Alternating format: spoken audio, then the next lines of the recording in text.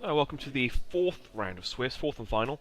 My opponent here is a chap called Dave H. He and I both travelled up from Cheltenham to play in this tournament at Worcester at Manaleak, and we play quite frequently together, certainly have over the last few weeks anyway.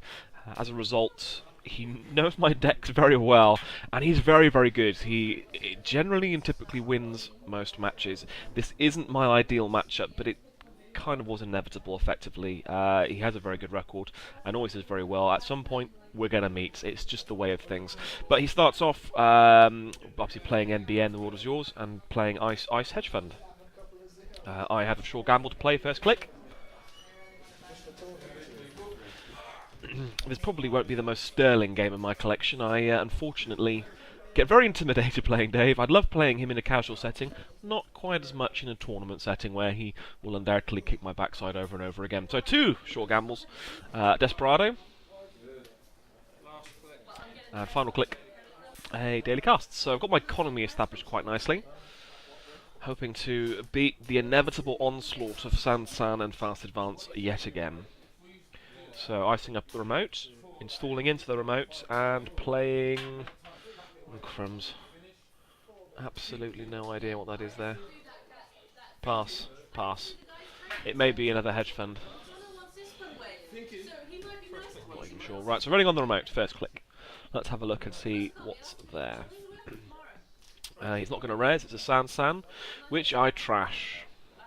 Having learnt the lesson from last game, last time I played MBN, decided to trash Sansans as often as frequently as I can. I certainly had the economy to do so at this stage, which is what I was lacking in the last game I played against MBN. So running against R&D with the pop-up window, and having a look to see what we've got. Nothing exciting. Third click.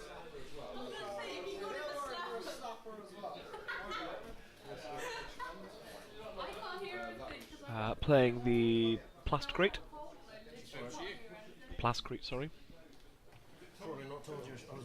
Again, knowing Dave as I do, knowing full well that he is almost certainly splashed for one copy of Scorched Earth in his deck, I decided to play it somewhat cautiously and safe. I had it in my hand and thought I would put it down as quickly as possible.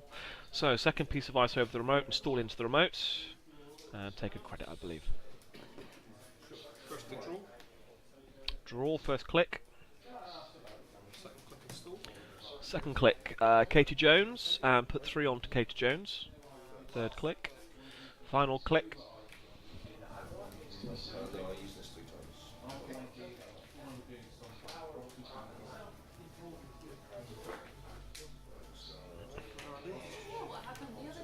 Looking to pop down a...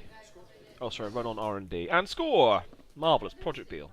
So 2 points, not too shabby for my second click, second turn.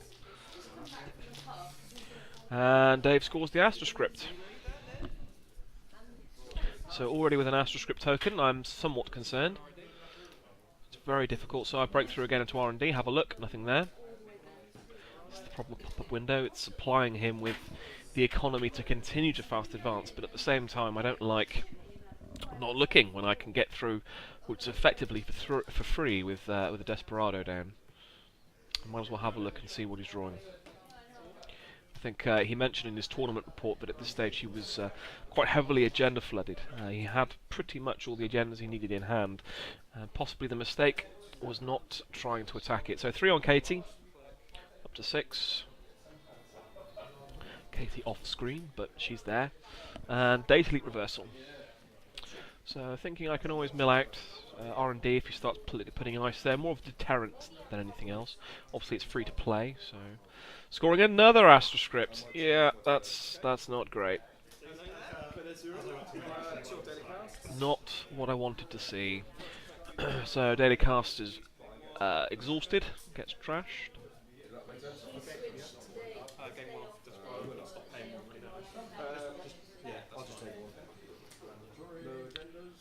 And I think first click was running on Archives. Not quite sure there. Memory is a little bit hazy of these two games. Fairy going down, second click. Again, just in case he's got any nasty sentry breakers.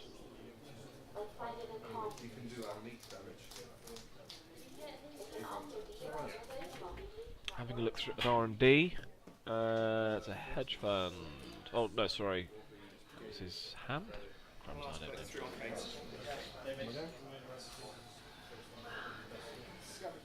Yeah, I think it was his hand I ran on there. HQ.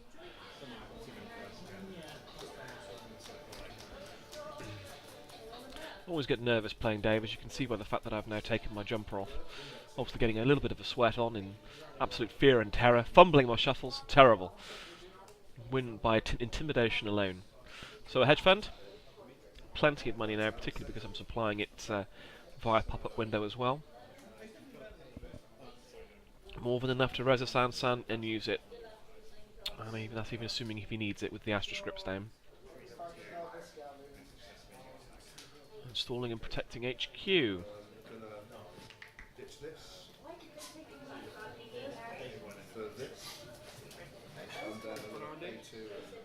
So first click, run on R&D. He reses Icewall, bouncing off. But still a vulnerable server, no denying it. Special order, second click. Presumably to go and get my Corroder. There it is, paying 2. My third click.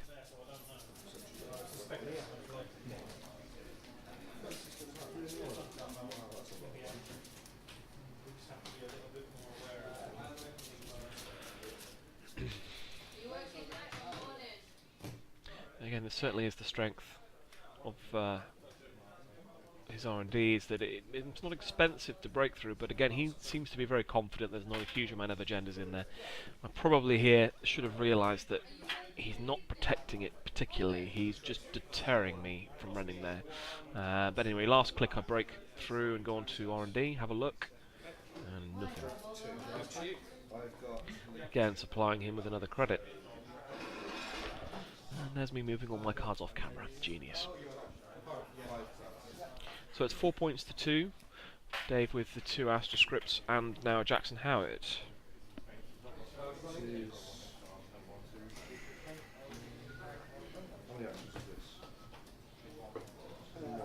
Certainly has an ideal sort of ice structure here.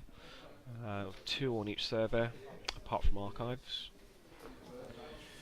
Still not quite at the point of having a full breaker suite, but again, not necessarily a huge problem with MBN. Their ice is relatively porous in comparison with other corps. It's not that you can't get through, it's just what it costs you to get through effectively. It also very much dependent upon whether you want to float tags or not. Which is why, again, he's I know that for a fact he's carrying a single copy of Scorched, just to punish that that attitude. Looking to try and take a sneaky win.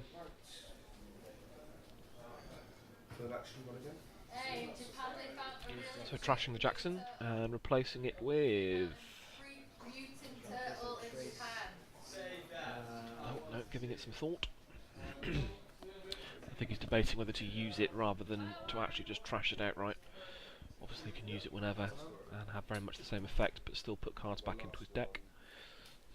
Maybe he's concerned about the lack of a San for the final agenda.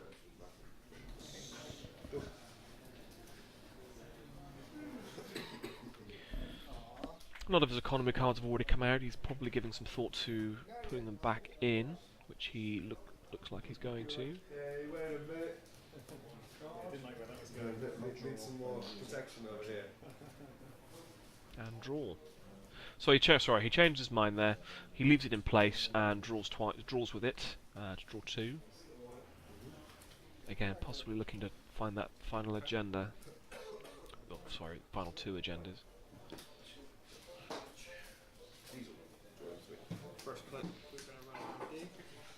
So first click, have a look at R&D.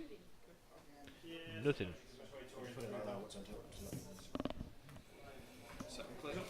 Okay, it's not costing me a great deal to go through. It's only costing me a credit effectively. I get one back with Desperado, so it just cost me the 1.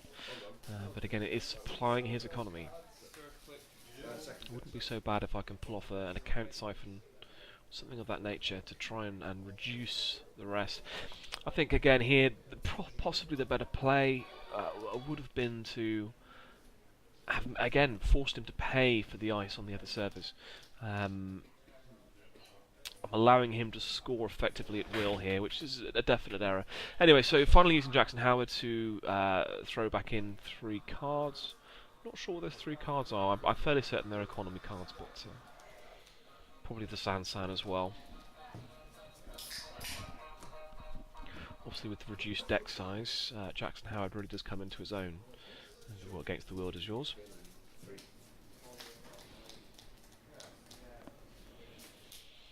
So there, a monster remote. Always intimidating to see 3 pieces of ice unresed, and then something in it. Pressure's on now. It's I'm very low on economy. I therefore take Kate Jones for 9 or 12, I think it was, which is quite a lot of money. I'm going to have a look at R&D first. Nothing. And so second click, I am going to pop down Dirty Laundry. No, sorry, I can't quite see what it is there. Yeah, it must have been a Dirty Laundry. I think I trashed the Sans. That's right. So sorry, I ran first click, saw Sansan, trashed it, then Dirty Laundried for a second click onto R&D, seeing nothing. And again, that's supplying with a little bit too much cash. But I have taken out the Sansan. This is obviously assuming that the remote doesn't already have one installed, which is a distinct possibility. Draw.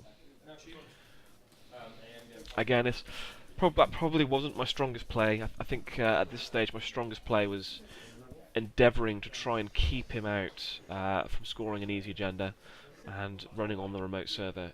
At the very least, soaking up his cash to keep me out. He's using green level clearance. I think that's what he was using before as well. Sorry, not head fund.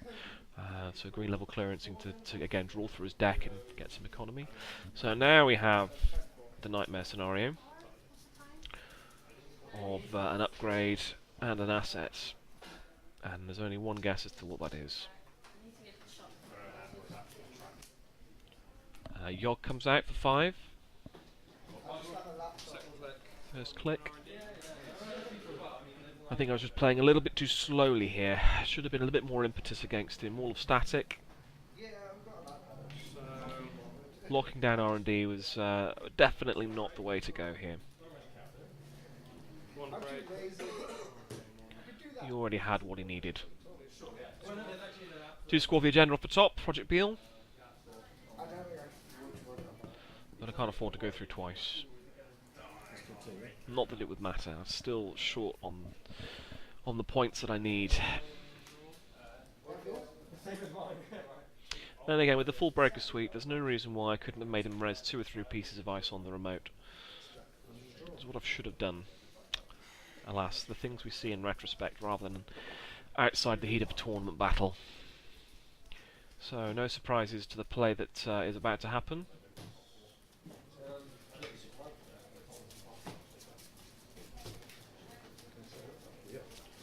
Knowing full well the amount of cash being spent and what it means. Raise the Sansan and score character assassination. So he's on 6 points, he's on match point, and he also gets the trash resource, which takes up my data leak reversal. Thankfully Katie Jones was empty at this stage, otherwise I have no doubt he would have trashed that in a heartbeat. So he has a res Sansan behind 3 pieces of ice. He has enough money to score another agenda. He still has 2 unused Astroscript tokens. This is a mildly depressing board state for me. I say mildly, fairly depressing board state for me. Again, I have the full breaker sweep, but I don't really have the economy. He can keep me out, that's the bottom line.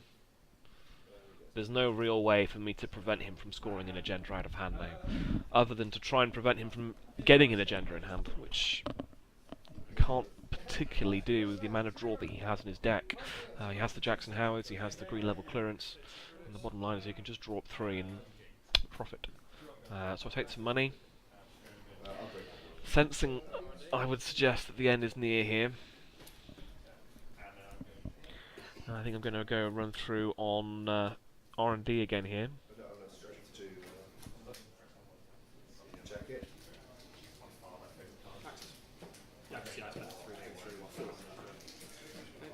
Nothing. Again, probably concerned about just top decking an agenda. That's all I can really do to keep him out. 3 on KT. And that's the game, folks. Again, he played very well. Had the tokens when he needed them. Another character assassination. Didn't matter what agenda came out there. It was going to win in the game. Again, he's very good. I didn't play the best game of my life, but such is the case when you're playing superior opposition. And a very strong remote there, as you can see. Anyway, on to game 2.